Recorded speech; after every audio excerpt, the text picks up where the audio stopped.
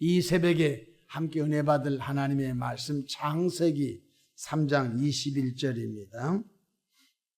여호와 하나님이 아담과 그의 아내를 위하여 가죽 옷을 지어 입히시니라. 아멘. 할렐루야. 오늘도 참으로 좋은 날입니다. 우리 모두 성령 충만한 은혜로운 하루 되시기를 축원합니다. 저를 따라하겠습니다. 오늘 또 나와 우리 가정 우리 교회 기적이 일어납니다. 오늘 또 나와 우리 가정 우리 교회 기적이 일어납니다. 아멘. 저는 본문 말씀을 통하여 보혈의 옷을 입어라 이런 제목으로 함께 은혜를 받고자 합니다. 사람은 과연 언제부터 옷을 입었을까라는 질문에 문헌적 명확한 대답은 바로 창세기 3장 21절 본문의 말씀일 것입니다. 첫째로 무제후 시대에는 옷이 필요가 없었습니다. 에덴 동산에 아담과 하와가 죄를 짓기 전에는 옷을 입을 필요가 없었으며 서로에 대한 부끄러움이 없었다는 것입니다. 창세기 2장 20절로 23절 아담이 모든 가축과 공중의 새와 들의 모든 짐승에게 이름을 주니라. 아담이 돕는 배필이 없으므로 여호와 하나님이 아담을 깊이 잠들게 하시니 잠들매 그가 그 갈빗대 하나를 취하고 살로 대신 채우고 여호와 하나님이 아담에게서 취하신 그 갈빗대로 여자를 만드시고 그를 아담에게로 이끌어 오시니 아담이 이르되 이는 내 뼈 중에 뼈요 살 중에 살이라. 이것을 남자에게서 취하였은즉 여자라 부르리라 하니라. 24절로 25절 이러므로 남자가 부모를 떠나 그의 아내와 합하여 둘이 한 몸을 이룰지로다. 아담과 그의 아내 두 사람이 벌거벗었으나 부끄러워하지 아니하니라. 아담과 하와가 죄를 범하게 전에는 부끄러움을 모르며 그러니 옷을 입을 필요가 없었다는 것입니다. 두 번째로 아담과 하와의 범죄 이후 그들은 부끄러움을 가리울 것을 찾았다는 것입니다. 하나님께서 에덴 동산에 살고 있던 그들에게 한 규칙을 주셨습니다. 창세기 2장 16절로 17절에 여호와 하나님이 그 사람에게 명하여 이르시되 동산 각종 나무 열매는 내가 임의로 먹되 선악을 알게 하는 나무 열매는 먹지 말라. 내가 먹는 날에는 반드시 죽으리라 하시니라고 말씀했습니다. 하지만 아담과 하와는 뱀의 끈질긴 유혹에 넘어가 선악과를 따먹고 하나님의 말씀을 거역하여 범죄하고 말았습니다.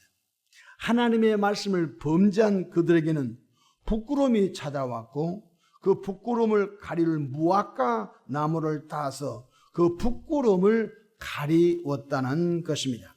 창세기 3장 7절에 이에 그들의 눈이 밝아져 자기들이 벗은 줄을 알고 무화과 잎을 엮어 치마로 삼았더라고 했습니다. 죄를 범하기 전에는 아담과 하와가 벌거벗었으나 부끄러움을 몰랐었지요. 그런데 선악과를 따먹고 범죄한 그 이후 눈이 밝아져 부끄러움이 보이기 시작했다는 것입니다. 죄를 짓기 전에는 부끄러움을 몰랐으나 죄를 짓고 난 이후에는 죄의 종이 되어 부끄러움을 알게 되었다는 뜻이죠. 그렇습니다. 모든 사람은 아담의 원죄로 죄의 본성을 갖고 태어났습니다. 그래서 사람들은 도덕으로 윤리로 세상의 성공으로 학식으로 자신의 부끄러움을 가리우려고 피나는 노력을 해보지만 헛수고에 불과하는 것입니다. 셋째로 사랑의 하나님께서는 아담과 하와를 위하여 짐승을 잡아 가죽 옷을 해 입혀 주심으로 옷에 대한 수고로움이 끝났다는 것입니다. 창세기 3장 21절 본문의 말씀입니다.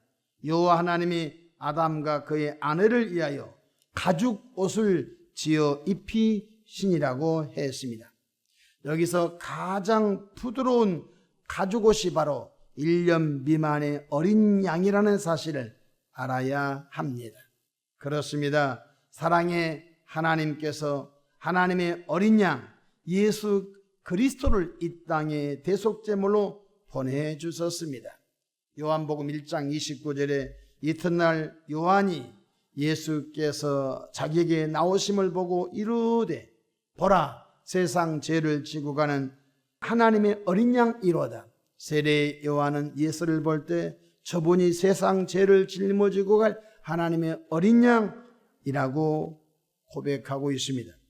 요한복음 1장 36절에 예수께서 건의심을 보고 말하되 보라 하나님의 어린 양이로다고 세례 요한이는 고백했었지요. 예수님께서는 온 인류의 죄를 깨끗이 씻어주시고 우리의 부끄러움을 가려줄 완벽한 보혈의 옷을 주시기에 십자가의 양손 양발에 못 박히고 머리에 저주관 쓰시고 창에 옆구리에 찔려 물과 피를 흘리심으로 화목제물이 되어 주셨다는 것입니다. 그래서 고린도전서 5장 7절에 우리의 유월절 양 곧 그리스도께서 희생이 되셨느니라고 말씀해 주셨습니다. 예수님께서 십자가를 지신 보혈의 옷의 특징은 첫 번째로 죄를 완전히 가리워줄 옷이라는 사실인 것입니다. 그러므로 우리는 항상 예수님의 보혈의 옷을 단단히 입어야 되겠습니다.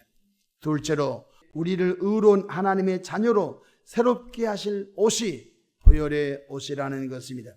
죄가 보이지 않고 우리의 누추함을 다 덮어버리기 때문에 사랑의 하나님 아버지께서는 예수 보혈의 옷을 보시고 우리를 의로운 하나님의 자녀라고 인정해 주시는 것입니다. 또한 예수님의 보혈의 옷의 특징은 마귀가 무서워서 벌벌벌 떨고 가는 능력의 옷이라는 것입니다. 뿐만 아니라 마귀의 무서운 참소를 막아내주는 능력이 예수님의 보혈의 옷이라는 사실이에요. 우리는 예수 그리스도의 보혈의 옷을 예수님의 그 보혈을 온몸에 덮어야 영적 전쟁에서 승리할 수 있다는 것입니다. 찬송가에 주의 보혈 능력이 있도다 주의 피 믿으어 주의 보혈 그 어린 양의 귀중한 피로다 그런 찬송이 있습니다. 그렇습니다. 오늘 아담과 하와는 비록 죄를 범했지만 사랑의 하나님 아버지께서 짐승을 잡아 바로 그들에게 가죽옷을 해 입혀 주셔서 무화과나무 잎을 매일같이 엮어서 부끄러움을 가리는 헛수고 수고로움을 하나님이 씻어 주신 것처럼 비록 우리가 육성과 악성과 죄성으로 죄를 지을 수밖에 없는 그런 육체의 구조를 갖고 있지만 사랑의 하나님 아버지께서는 하나님의 어린 양 예수 그리스도가 십자가에서 대속제물, 화목제물, 희생제물이 되어 주심으로 그가 흘리신 보혈이 우리의 보혈의 옷이 되셔서 죄를 가려주고 마귀 참소를 막아주시고 또한 예수의 보혈의 옷은 마귀가 무서워서 벌벌벌 떨고 가는 능력이 오심으로 항상 주님의 보혈로 나를 덮고 우리를 덮어서 보혈의 옷을 단단히 입고 매일같이 살아가기를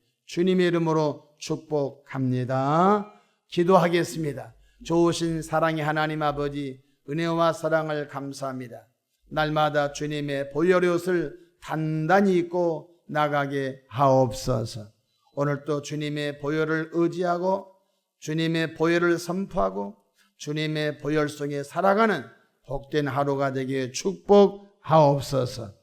예수님의 이름으로 기도하옵나이다. 아멘.